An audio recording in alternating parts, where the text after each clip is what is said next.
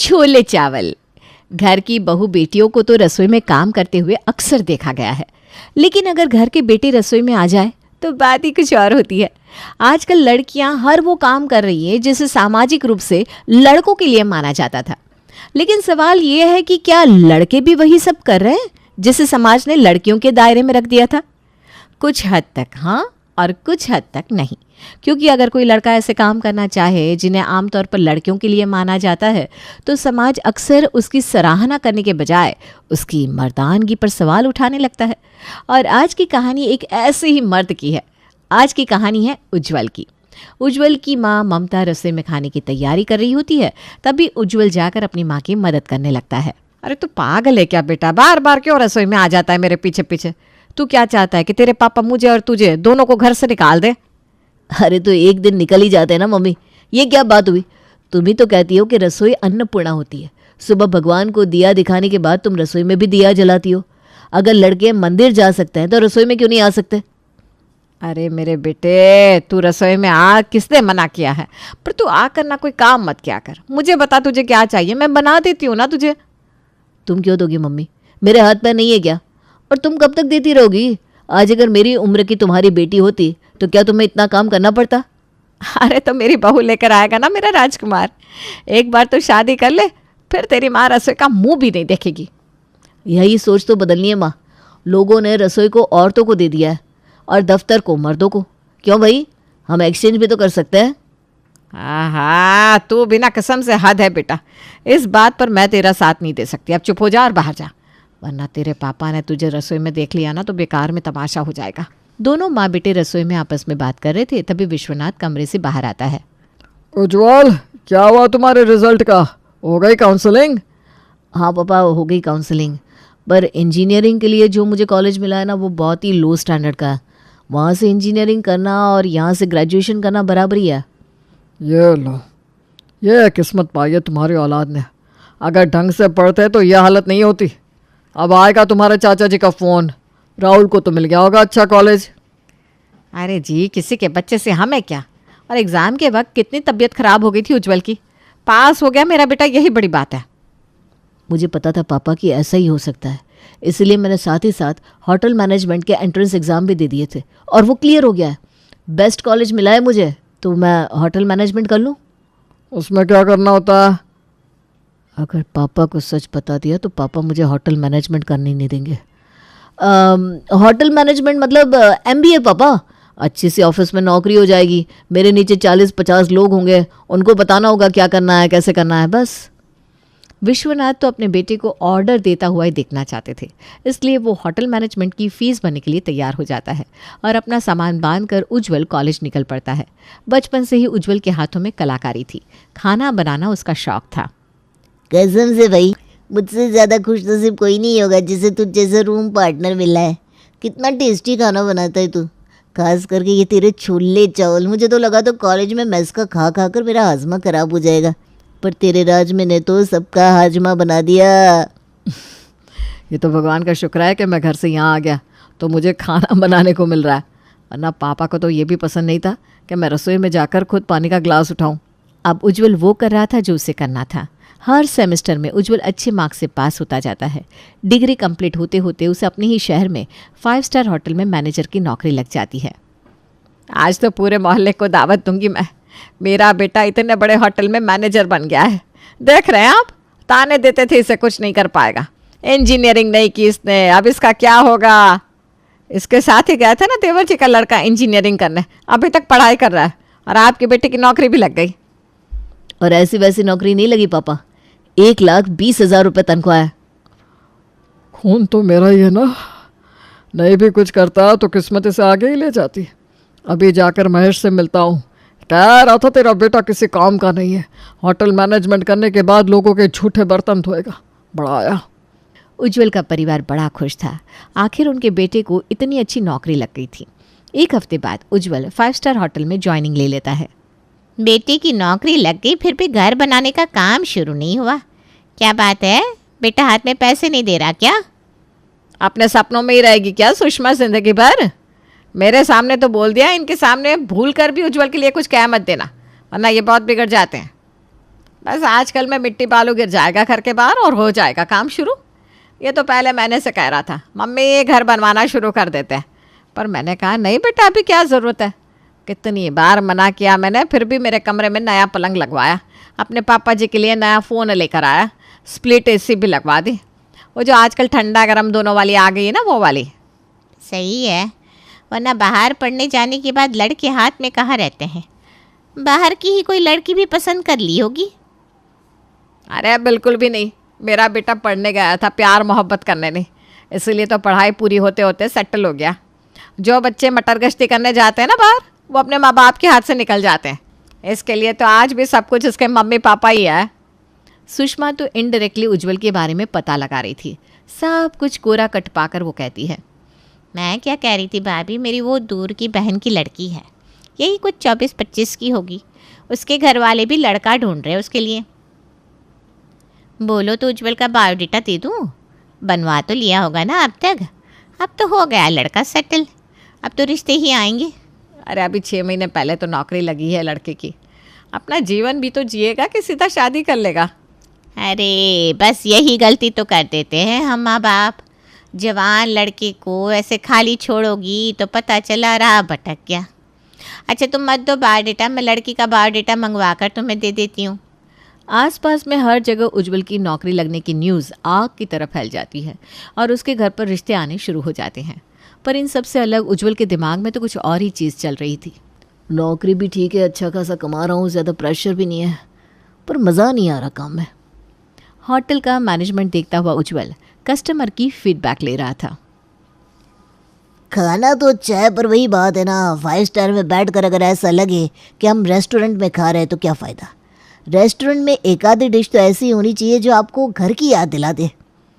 उज्जवल जब भी किसी कस्टमर की बात सुनता तो यही पाता कि 5 सितारा होटल में आने के बाद भी लोग अगर कुछ मिस कर रहे हैं तो वो है अपनापन।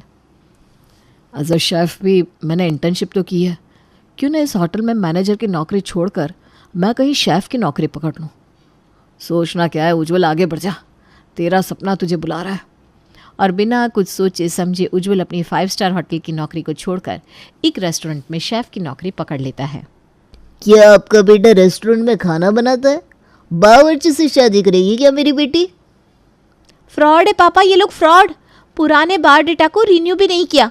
इनका बेटा अब 5 स्टार में नहीं है, अब तो वो खाना बनाने का काम कर रहा है। पुराने बायोडाटा को भेजकर लड़की वालों को अपने घर बुला लेते और यहाँ आकर असलियत खुलती है। चलिए नहीं था कि मम्मी, हमें ऐसे लोगों के घर रिश्ता नहीं करना। और विश्वनाथ को 4 बातें सुनाकर लड़की वाले रिश्ते के लिए मना करके चले जाते हैं।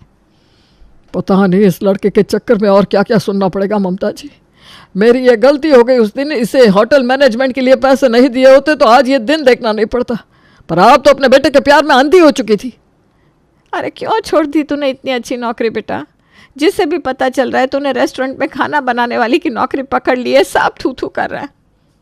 एक सुबह विश्वनाथ अपने कमरे से बाहर आता है और ममता से कहता है, अभी तक 12 लड़की वालों ने इस नालायक से शादी करने के लिए मना कर दिया है, इसलिए मैंने शहर के बाहर का रिश्ता ढूंढा है।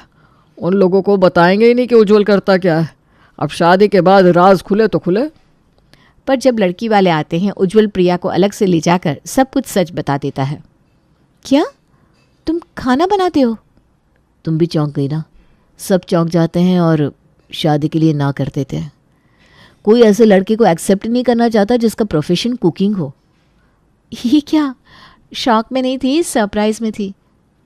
तुम्हें खाना बनाना आता है तब तो किचन में मेरी काफ़ी हेल्प कर दोगे तुम।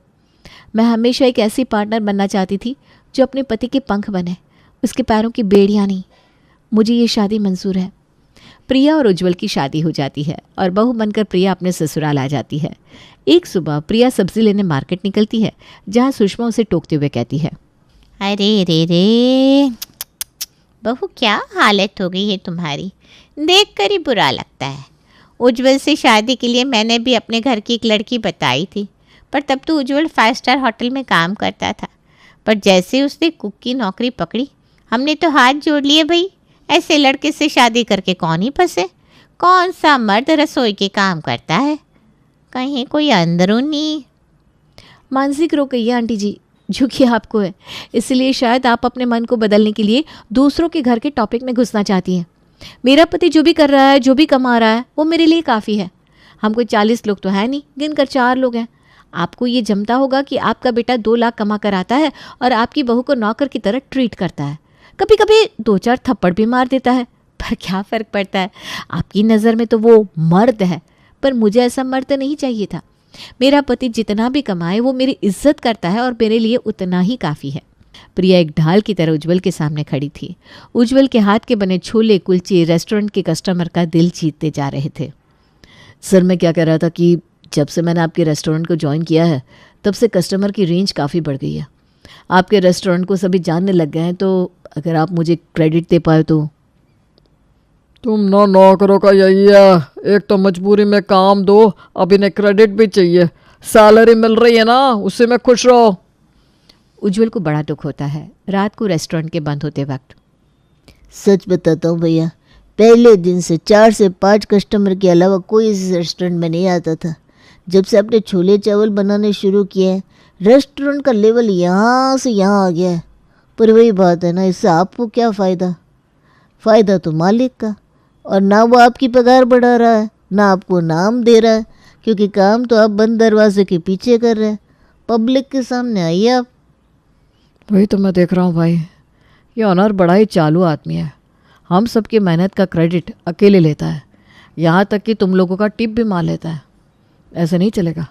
बहुत कुछ छोड़ा है मैंने अपने इस पैशन के लिए। 4 दीवारी के अंदर तो उज्जवल रहेगा नहीं। और घर आकर उज्जवल इस बारे में प्रिया से बात करता है। ये तो बहुत अच्छा आइडिया है उज्जवल, पर एक रेस्टोरेंट खोलने के लिए ना हमारे पास पैसे हैं ना ही सपोर्ट। शादी में मुझे जो भी गहने चढ़े थे वो मम्मी जी के पास है, वरना मैं उसे बेचकर तुम्हारी मदद कर देती। फ़िलहाल तो हम दोनों के पास ले देकर एक बाइक है। तो मैं बाइक से डिलीवरी करूँगा ना छोले चावल की। बाइक से? मतलब ठीक है, पॉसिबल तो है, पर रास्ते में जाते जाते चावल और ठंडे नहीं हो जाएंगे? तुम इसकी फ़िक्र मत करो, मेरा एक दोस्त है, ऐसे नए नए इन्वेंशन करता रहता है। उसी से कोई डिवाइस बनवा लूँगा जिसमें दाल चावल ठंडा ना हो, और उसे अपने बाइक में फ़िट कर लूँगा, फिर आराम से करूँगा डिलीवरी। तुम्हें मेरे कारण बहुत कुछ सहना पड़ रहा है ना प्रिया? अरे कुछ सहना नहीं पड़ रहा। जब भी कोई इंसान कुछ अलग करता है ना, तो लोग उसे 4 बात बोलते ही हैं। तुम सबकी बात को इग्नोर करो और अपने सपने के पीछे लगे रहो। और प्रेम के साथ मिलकर उज्जवल बाइक से छोले चावल की होम डिलीवरी करना शुरू कर देता है। और बदनसीबी से उज्जवल के पास ऑर्डर आता है अपने चाचा जी के घर से। ये तो टेंशन वाली बात हो गई भैया, अब तो ये आपको नीचा दिखाएंगे। मैं ले जाता हूँ डिलीवरी। आज नहीं तो कल मुझे ये फेस करना ही है भाई। और मेरे छोले चावल इतने फेमस हुए हैं, तभी तो उन्होंने ऑर्डर दिया है। अपने छोले चावल लेकर उज्जवल अपने चाचा जी के घर पहुंच जाता है। कितने शौक से भैया ने तुम्हारा नाम उज्जवल रखा था, पर तुमने तो उनके जीवन में ही अंधकार कर दिया।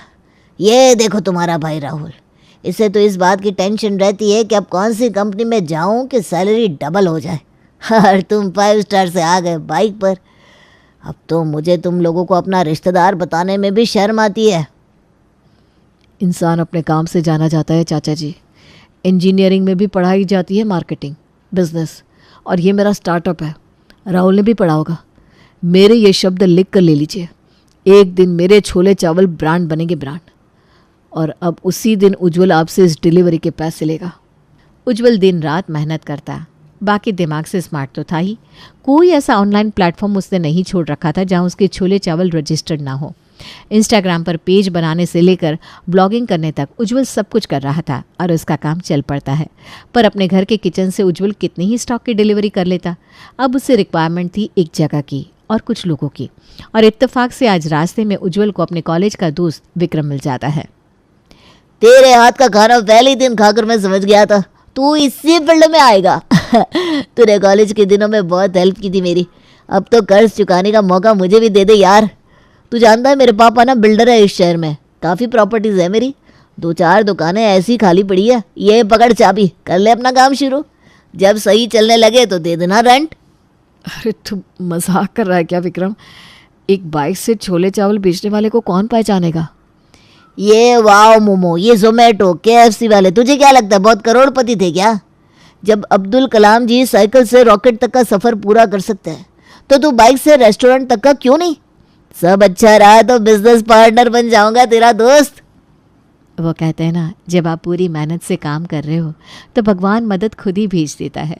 उज्जवल ने एज अ मैनेजर भी काम किया था, एज अ डिलीवरी बॉय भी, तो उसे पता था कि रेस्टोरेंट को कैसे हैंडल करना है।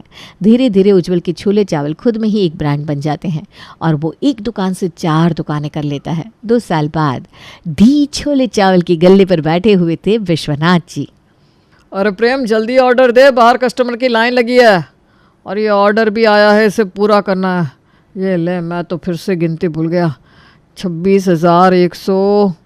अब तो आप समझ ही गए होंगे कि उज्जवल की मेहनत और प्रिया का साथ रंग ला चुका था। अपने बेटे के चलते ब्रांड के आगे विश्वनाथ का गुस्सा ठंडा हो जाता है और वो खुद दुकान का गल्ला संभालना शुरू कर देता है। छोले चावल बनाकर उज्जवल ने सिर्फ अपना सपना पूरा नहीं किया था, वो कई ऐसी औरतों के लिए मिसाल बना था जिनके पति सिर्फ ये कहकर रसोई में नहीं जाते कि रसोई में जाने वाले मर्द की मर्दानगी कम हो जाती है।